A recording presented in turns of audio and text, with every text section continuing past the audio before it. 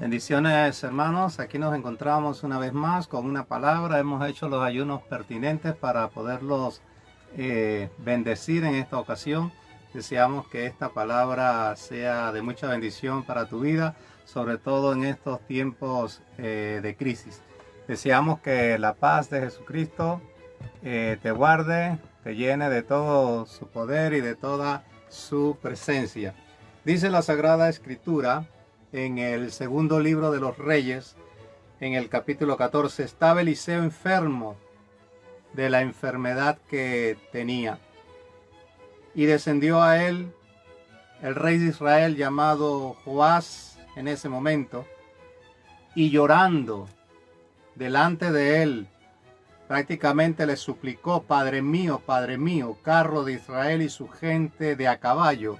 O sea, utilizó palabras que le agradaban al profeta Eliseo. Y dijo Eliseo, prácticamente no le preguntó ¿qué quieres? Le dijo: toma un arco y unas saetas o flechas. Tomó él entonces el arco y unas saetas, y luego le dijo Eliseo al rey de Israel: pon tu mano sobre el arco. Y él puso su mano sobre el arco. Entonces puso Eliseo sus manos sobre las manos del rey. Esto ya no le agradó, porque él tenía su propio patrón. Él quería solamente que Eliseo le hubiese dicho: ve a la batalla que vas a vencer y punto. Y dijo: abre la ventana que da al oriente. Y cuando él abrió, dijo Eliseo: tira.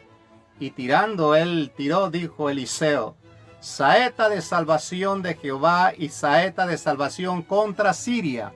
Eso lo vamos a explicar. Contra Siria. Porque herirás a los sirios en Afec hasta consumirlos. Y le volvió a decir: toma las saetas. Y luego que el rey de Israel las hubo tomado, le dijo: golpea la tierra. Y él la golpeó 3 veces y se detuvo. Entonces el varón de Dios, enojado contra él, le dijo: al dar 5 o 6 golpes hubieras derrotado a Siria hasta no quedar ninguno, porque ahora solo 3 veces derrotarás a Siria. Y finaliza la escritura diciendo en el 25: y volvió Joás, hijo de Joacás, y tomó de la mano de Ben-Hadad, el rey de Siria, hijo de Hazael, las ciudades que éste había tomado en guerra de mano de Joacás su padre. 3 veces lo derrotó Joás y restituyó las ciudades de Israel. Pudiendo hacer más, solamente lo logró 3 veces. Yo deseo que esta palabra sea de mucha bendición para ti, y yo la he titulado La oportunidad en medio de la crisis. En medio de una crisis existen oportunidades, y este es un momento muy especial para retractarnos delante de Dios. Si en algún momento hemos hecho algo que no le agrada a Dios, si estamos introduciendo cosas en nuestros hogares y en nuestra vida que no le agradan a Dios. Y yo deseo que en esta ocasión tú puedas comparar tu vida con la vida anterior que llevabas, quizás mucho antes de esta pandemia, y tú puedas sopesar cómo ha sido el grado de santidad. Yo espero que con esta palabra tú puedas comprender que se le puede sacar un provecho al momento de crisis. Siria representaba una especie de soldados sanguinarios. Estos soldados, cuando iban a la batalla, preferían dejar a sus víctimas moribundos para que sufriesen el estado de muerte. Eran totalmente hombres sanguinarios. Y Dios no estaba de acuerdo, pues, con esta situación. Sin embargo, Joás fue un rey un tanto caprichoso. Se acercó a Eliseo el profeta ya en un momento en el cual Eliseo, dice la Biblia, está muriendo de la enfermedad que él tenía. Y él se acercó con lloro y llanto, suplicando derrotar precisamente a los sirios. Y se enfurece al ver que Dios tiene otro patrón, otro sistema, otra forma de ver los hechos y de la vida que a nosotros nos rodea. Sin embargo, la palabra de Dios nos muestra que Eliseo, estando en su lecho de muerto, le dijo: toma un arco y una flecha. Y Eliseo pone mano con mano y le dice: abre la ventana que conduce hacia los sirios. Pero esta especie de instrucciones no le agradaban a este rey. Entonces, como quien dice, de mala gana lo hizo. Y cuando él lanza el primer flechazo, el profeta grita: de esta manera habrá victoria sobre los sirios y derrotarás. Pero allí no termina todo. Ahora toma una saeta y golpea las veces que quiera sobre la tierra. Estoy parafraseando. Y el rey, de mala manera, agarró aquella flecha, golpeó uno, golpeó dos y golpeó tres. Y esto enfureció al profeta Eliseo, porque él sabía que eso era un trato de Dios. Eso era un simbolismo que Dios le estaba dando a entender a este rey, que a medida que golpeaba la tierra, ganaría cada batalla. Entonces, bíblicamente entendemos que esto es algo así como el sistema de Dios, el patrón de Dios. Si el ser humano debe entender que Dios siempre tiene un delineamiento pertinente a Dios. Y siempre Dios establece un patrón a seguir. Y no todos queremos seguir los patrones de Dios o los delineamientos divinos. Por ejemplo, nos llama la atención en el segundo libro de los Reyes. Búsquelo para que vea que ahí está en el capítulo 23, en el versículo 13. El hombre más sabio de la tierra se corrompió. Sí, señor. Un hombre llamado Salomón, después de haber construido el templo, la casa de Dios, este hombre utilizó sus propios patrones de conducta y adoró en los lugares altos a la diosa Astarot, al dios Chemos y al dios Milcón. Y usted se preguntará: ¿y cómo el hombre más sabio de la tierra hizo esto? Precisamente porque hasta un hombre muy sabio puede corromperse. Sin embargo, siempre hay más de una, dos, tres oportunidades. Mientras estemos vivos, podemos retractarnos. Y en el caso de Salomón, los eruditos bíblicos dicen que precisamente los proverbios, el cantar de los cantares, el libro de Eclesiastés representaba precisamente un acto de remordimiento, de arrepentimiento, y decidió entender que todo lo que había construido en su vida, todo lo llamó vanidad debajo del sol. Los patrones de Dios al principio no tienen claridad, sí, señor. No tiene la claridad que nosotros esperamos. Y a veces vemos el actuar de Dios como un asunto así un tanto como confuso.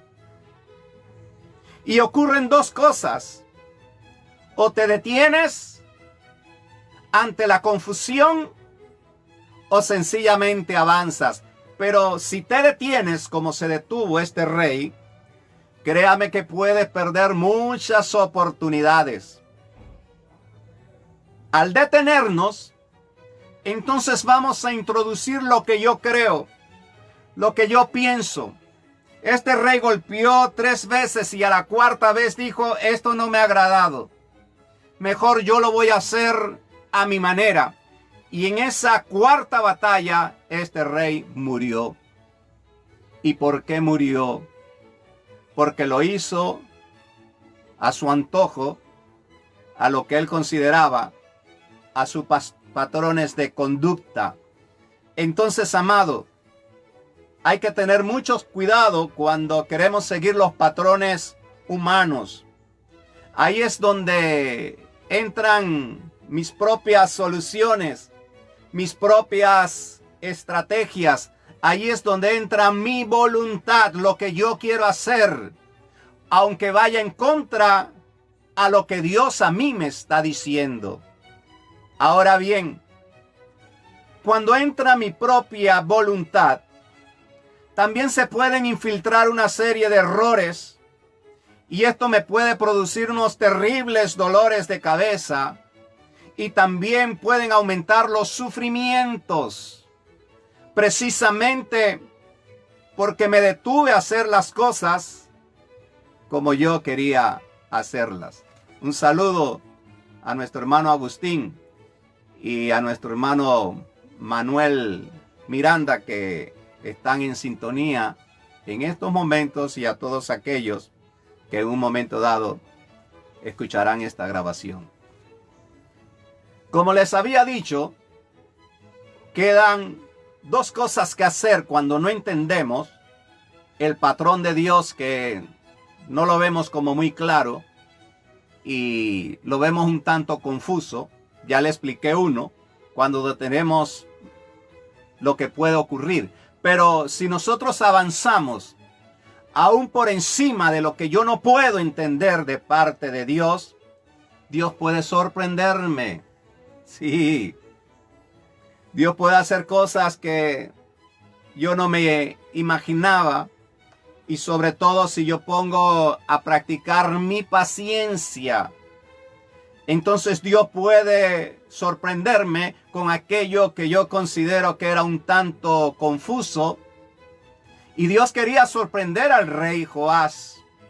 Dios quería que este rey golpeara el 4º, el 5º, el 6º y hubiese ganado 6 batallas. Pero él vio eso un tanto confuso, un tanto extraño, y dijo, lo que soy yo, voy a hacer mi propia voluntad. ¿Qué significa esto?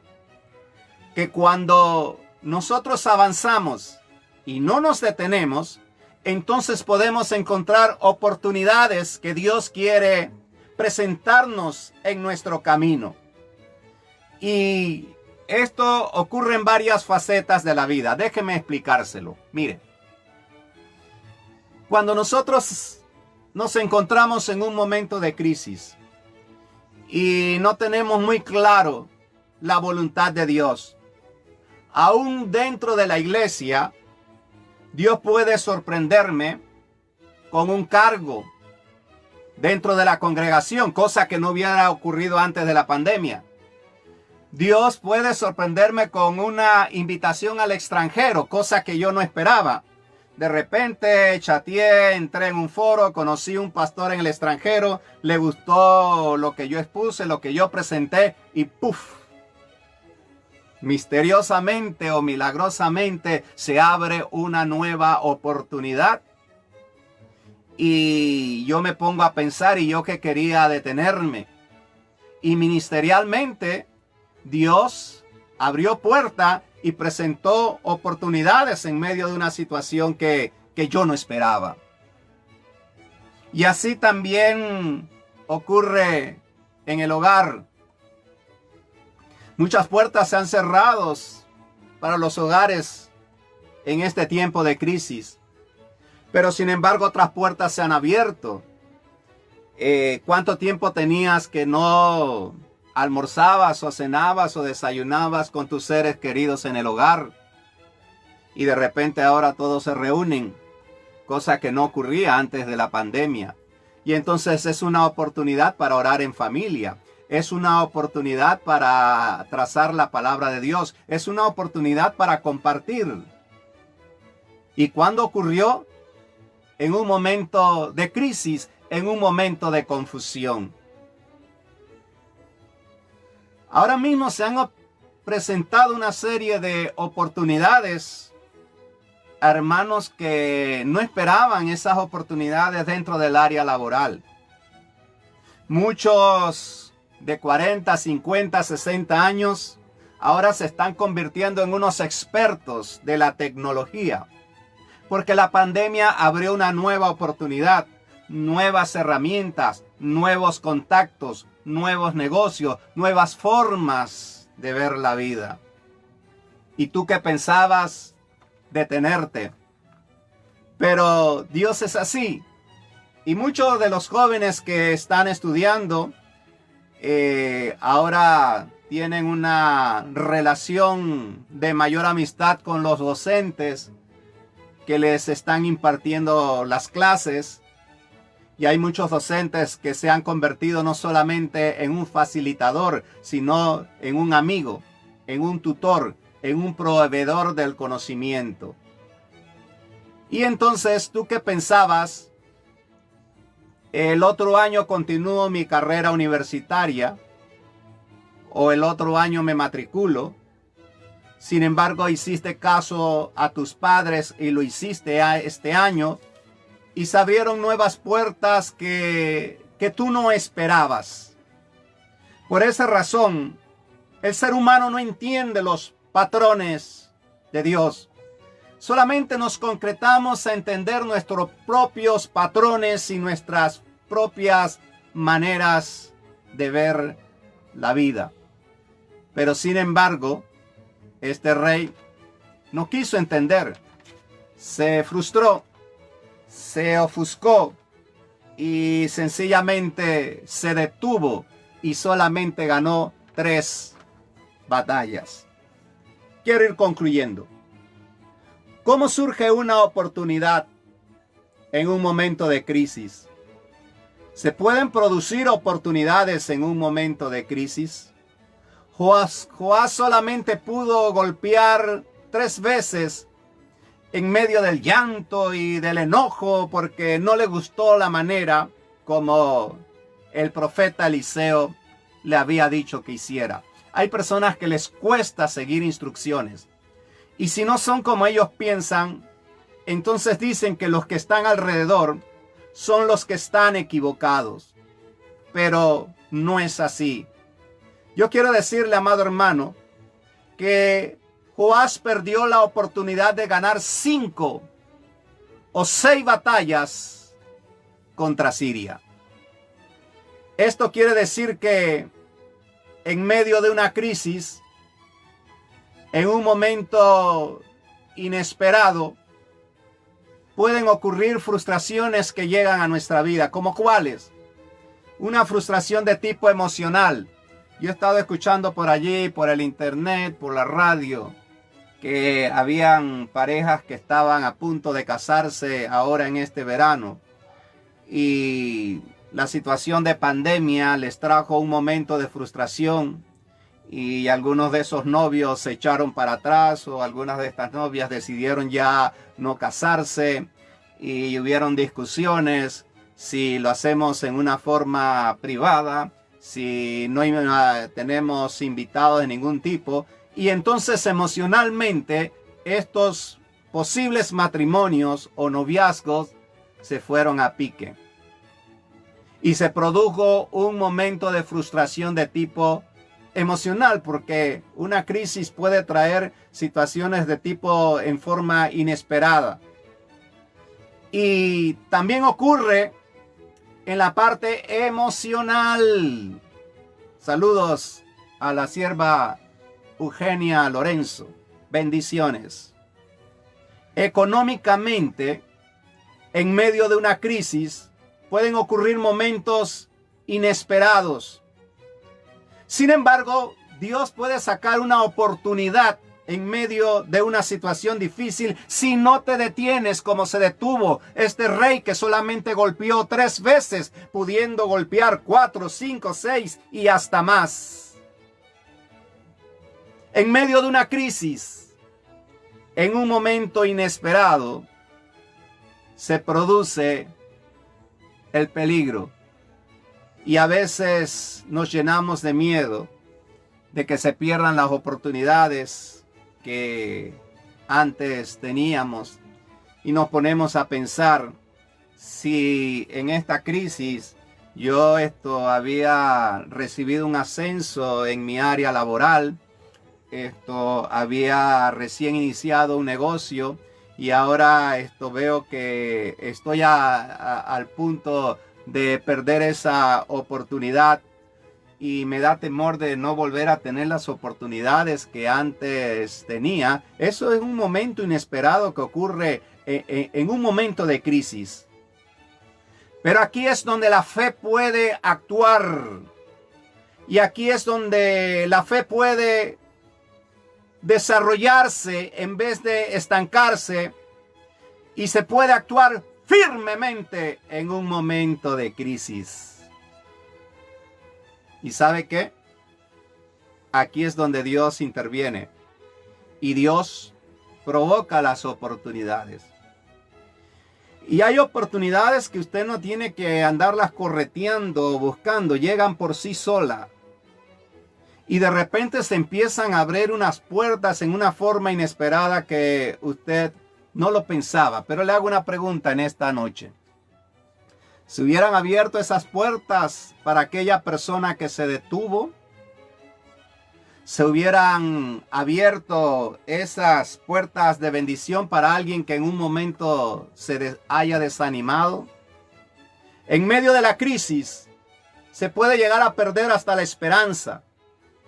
Algunos en esta crisis han perdido el ánimo, el deseo, la pasión por la santidad puede desaparecer. Y de esto quiero hablarle en esta ocasión. Yo hice un ayuno en el día de hoy. Y no pensaba predicar esta palabra, yo quería predicar otra cosa. Pero ahí es donde entran los patrones de Dios, lo que Dios quiere. Dios tiene personas destinadas para escuchar esta palabra. Si tú has perdido la esperanza, el ánimo, el deseo, la pasión. ¿Sabe usted que la santidad puede desaparecer en un momento de crisis? Sin embargo, a Salomón se le produjo la oportunidad de retractarse. Él reinó 20 años súper bien, pero los otros 20 años se convirtió en un mundano. Hizo las cosas más atroces que yo creo que ni el propio Saúl las hizo. Las hizo Salomón. Sin embargo, Dios le dio una oportunidad de arrepentirse.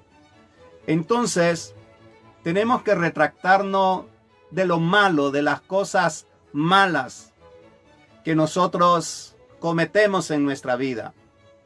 Tratar de ser mejores cristianos, hombres de Dios, mujeres de Dios. Y esta es una palabra para que tú analices tu camino. Ahora en esta pandemia muchos hermanos han estado alejados de la autoridad. Están alejados del templo. Y esto nos conduce a desarrollar un amor por las cosas del mundo. Entonces, cuando nosotros comenzamos a amar las cosas que están en el mundo, nuestra santidad automáticamente desaparece. Comenzamos a orar de una forma repetitiva, solamente repitiendo palabras. Pero en una oración es necesario detenernos a escuchar a Dios. Si eso que yo le estoy hablando a Él le agrada, a Él le convence, entonces en medio de la oración yo también tengo que aprender a callar, porque cuando yo callo, entonces yo escucho al Dios vivo. Y el Dios vivo entonces me dice, procede, continúa con esto, continúa con lo otro, detente aquí, detente allá. En un momento de crisis se puede perder la santidad. La oración puede ser una oración endeble.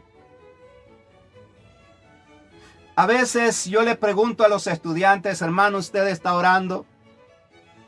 Y dice, bueno, sí, pero en el fondo yo sé que no está orando.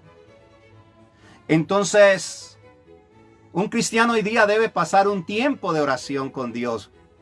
Dice la Biblia, en mi ley meditarás de día y de noche. ¿Qué significa eso? Continuamente. Entonces tenemos que convertirnos en hombres de mucha oración. En mujeres de mucha oración. ¿Por qué razón? Porque si no perdemos la santidad y entonces comenzamos a albergar en este templo del Espíritu Santo cosas que no le agradan a Dios. Cosas que comienzan a infiltrarse. Sin embargo digo, soy un hombre de Dios. Eso que lo diga el Señor. Pero si ahora mismo tú te haces un estudio introspectivo de afuera hacia adentro, internamente, y te pones a pensar, bueno, yo estoy escuchando esta palabra que está predicando el hermano Iván. ¿Cuáles son las cosas que me están afectando a mí internamente?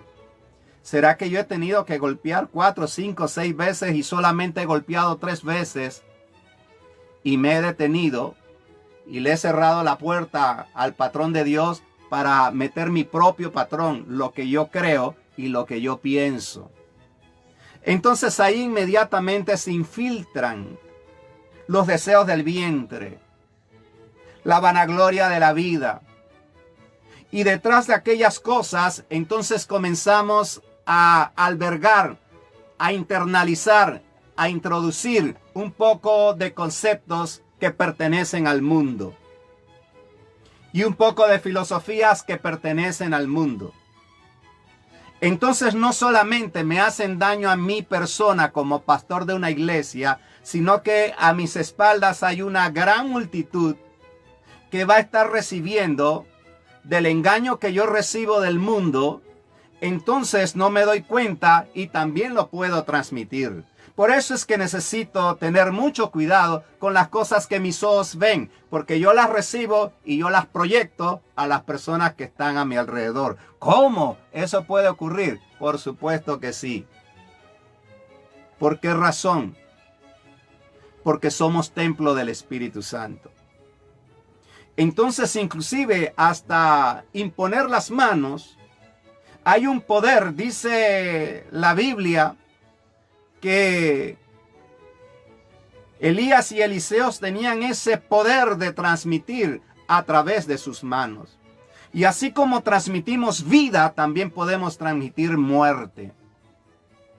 Por esa razón, este asunto de ser siervo de Dios, sierva de Dios, es una responsabilidad muy grande.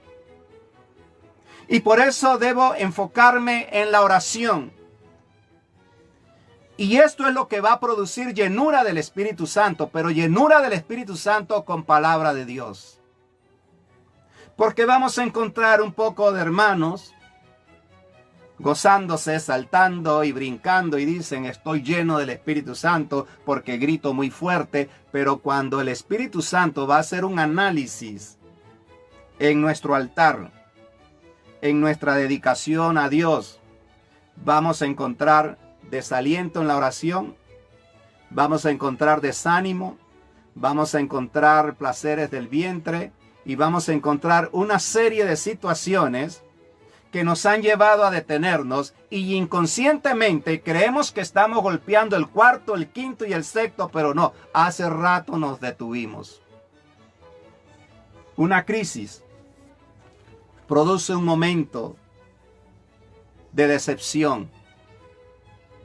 Pero, ¿puedo yo, como padre de familia, hacerle daño a mi esposa? ¿Hacerle daño a mis hijos? Claro que sí. Cuando estamos absorbiendo las cosas que el mundo tiene, esas cosas inconscientemente yo las traigo al hogar. Y eso va a afectar mi vida familiar. Va a afectar a mi esposa, va a afectar a mis hijos, va a afectar a todos los que están alrededor. Por eso es necesario la santidad en medio del creyente. Y la santidad no es andar serio, vestirse con ropa oscura o andar como un monje tibetano. No, la santidad es tener templanza en medio de una tentación, tener templanza en medio de una contaminación. Y la santidad es la que nos lleva a recibir el patrón de Dios. Y agarrar mis patrones humanos que he cultivado y desecharlos. Así que ese asunto de quítate tú para ponerme yo, con Dios no funciona. Por esa razón, cuando Jesús tiene un diálogo con Nicodemo, Jesús le dice a Nicodemo, ¿has visto la serpiente en el desierto? Así es necesario que ella sea levantada.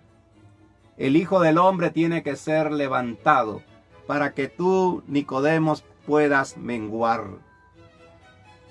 ¿Cómo nos gusta levantar nuestro ministerio, nuestros testimonios? Saludo a Arnulfo Arias, bendiciones varón. A Eric Rodríguez, bendiciones. Gracias por estar escuchando esta palabra. Y era necesario que, así como la serpiente sea levantada en el desierto, así el Hijo del Hombre tenía que ser levantado. O sea que es necesario que nosotros menguemos. Y es necesario que Él crezca en nosotros en un momento de crisis. Y para concluir, siempre hay una oportunidad. Mientras tengamos vida, siempre hay una oportunidad para abandonar lo sucio, para abandonar lo que daña nuestra santidad, nuestro espíritu. Siempre hay una oportunidad para abandonar los deseos engañosos del mundo y los deseos engañosos de las tinieblas. Ya iniciaste golpeando 1, 2, 3 veces. Esta es tu batalla. Ya puedes pasar al nivel 4, al nivel 5. Quizás sea el último nivel de tu vida, como lo fue para Sansón. ¿Sabía usted que Sansón cruzó por un momento de crisis tan terrible, siendo un nazareo, siendo un hombre de Dios, hasta perder sus ojos? Pero sin embargo hubo una oportunidad de parte de Dios. Y esa oportunidad fueron quizás unos escasos 5 minutos, 10 minutos, 15 minutos antes, no lo sabemos. Pero dice la palabra de Dios que Sansón clamó a Dios. Y él no se detuvo, sino que avanzó en medio de la crisis y ciego, sin su vista. Pero pudo agarrar aquellas columnas y el Espíritu Santo descendió sobre él. ¿Sabe qué es eso? La oportunidad de Dios. Hay una oportunidad para santificarnos. Y cuando nosotros leemos Apocalipsis, es el único versículo en la Biblia donde Dios le dice al pecador que no se santifique. Se lo explico. A través de toda la Biblia, Dios viene peleando con el hombre: sed santo como yo soy santo, sed santo como yo soy santo. Pero cuando llega Apocalipsis,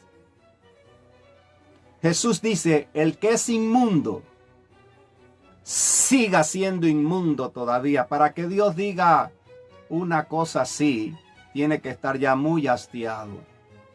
Cuando Él todo el tiempo había dicho: salgan de la inmundicia.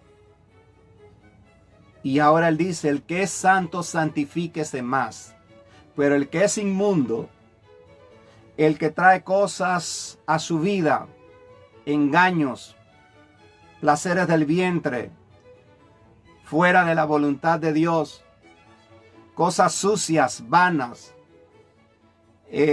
orgías y una serie de situaciones a su vida, mentiras, engaños, falta de fe, incredulidades, falsas doctrinas y cosas en su vida, serán esos los que van a decir: curios, curios, Señor, Señor.